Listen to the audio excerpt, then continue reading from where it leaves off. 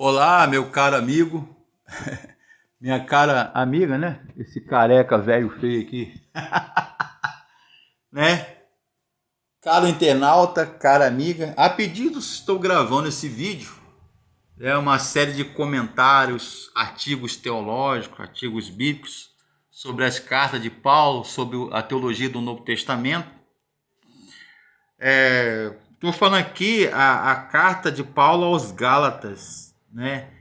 É uma carta escrita no primeiro século, em grego koiné, na região da Galácia. Hoje seria a Turquia asiática, mais ou menos no final da década de 48, ano 49, perto do ano 50, ano Domini, ou depois de Cristo. Como tem formação teológica, especialização, e estou gravando alguns vídeos no YouTube, no Instagram, enfim, várias redes sociais, eu no Facebook, estou gravando aqui, estudando sobre as cartas de Paulo, e aqui a carta aos Gálatas. E a carta aos Gálatas, ela fala muito sobre a liberdade em Cristo. Ela fala sobre a vida cristã como deve ser. Seria a catedral.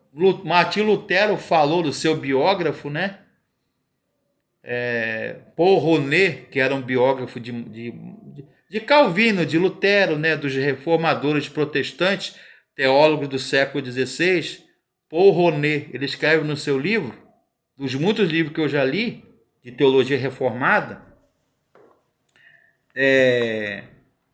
enfim, calvinista, ele fala que sobre a vida de Lutero, e Lutero fala que a carta aos Gálatas teve uma atenção especial ao reformador Martinho Lutero, ex-monge agostiniano, né? Temos aí um papa aí, né, que é da congregação de Santo Agostinho, né?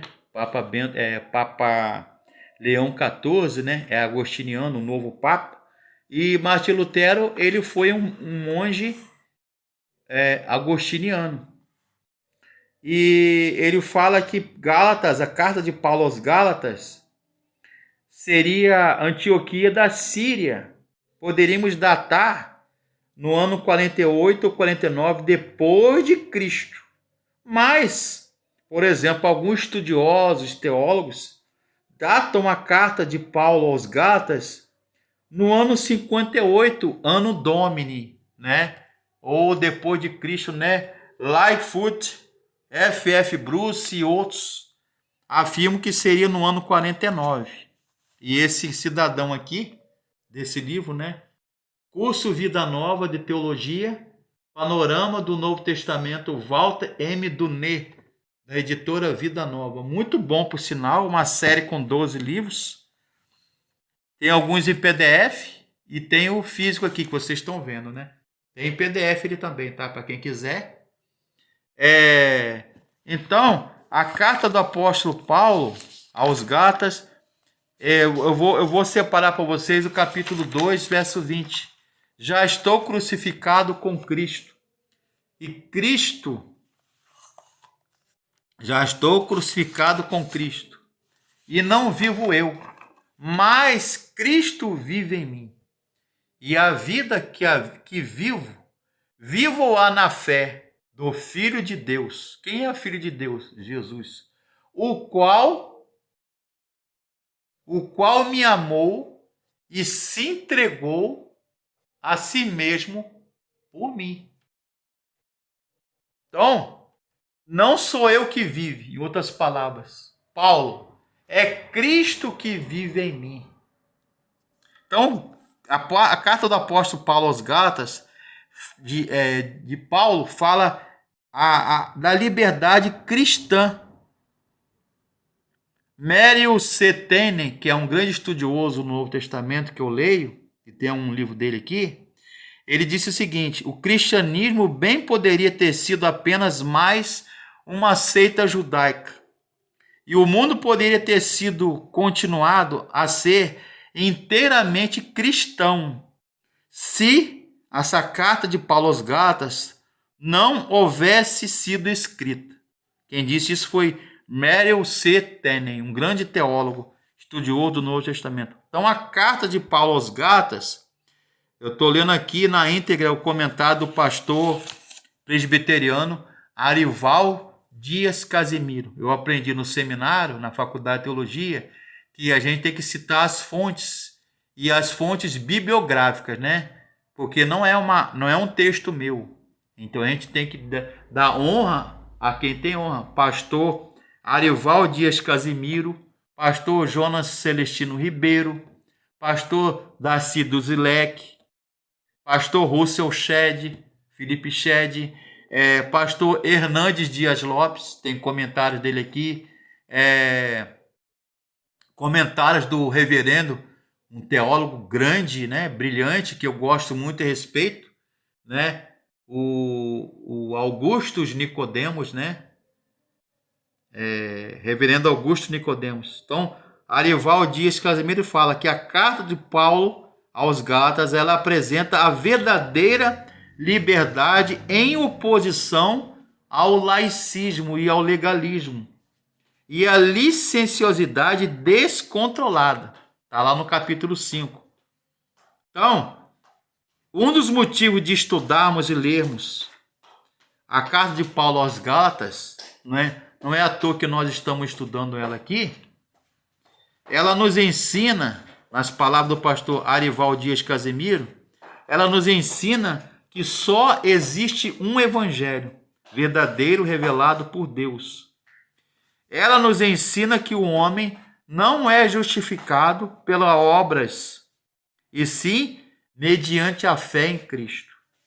Mais ainda, a carta de Paulo aos Gálatas nos ensina que Cristo nos libertou para darmos e sermos guiados pelo Espírito Santo, e nos ensina que somos livres para amar e servir aos outros, né? Olhando para o texto da carta de Paulo aos Gálatas, com 6 capítulos, observamos 3 divisões claras: a origem do Evangelho, a fundamentação teológica do Evangelho e a aplicação prática do Evangelho. F.F. Bruce, que é um grande teólogo aí, Robert Gundry também, Koester, Helmut Koester, Raymond Brau, Joaquim Jeremias, que é um grande teólogo do Novo Testamento, ele vai dizer o seguinte, que o apóstolo Paulo escreveu muitas das suas cartas aos Efésios, Romanos, Gálatas, que é a carta que nós estamos aqui estudando. Ela tem duas partes, uma prática e uma teológica ou doutrinária. E Warren H. Earsby, perdão, é refluxo que eu tenho e azia, né? Eu estou para operar a vesícula, então me dá muito soluço, desculpa aí. Agora que eu pausar e fazer assim, é o soluço que está vindo e azia. Vou operar a vesícula, né? Orem por mim. Warren Earsby, ele fala o seguinte, é um grande comentarista da Bíblia. Observa 3 abordagens. A graça e o Evangelho, capítulos 1 a 2.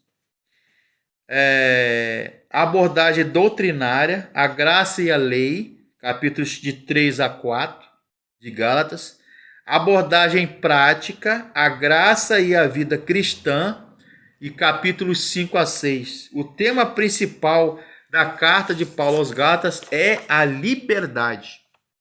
Então, ele fala aqui que nós aprendemos que a salvação de Deus ela é gratuita e ela é recebida pela fé. Aprendemos que a base da salvação é o sacrifício de Cristo. É Cristo que morreu por nós. Nós não temos essa capacidade de nos justificar e nos salvar. Aprendemos que a liberdade é o resultado da salvação. E aprendemos que os falsos mestres doutores da lei, não se preocupam em ganhar pessoas para Jesus, mas ganhar adeptos para as suas ideias.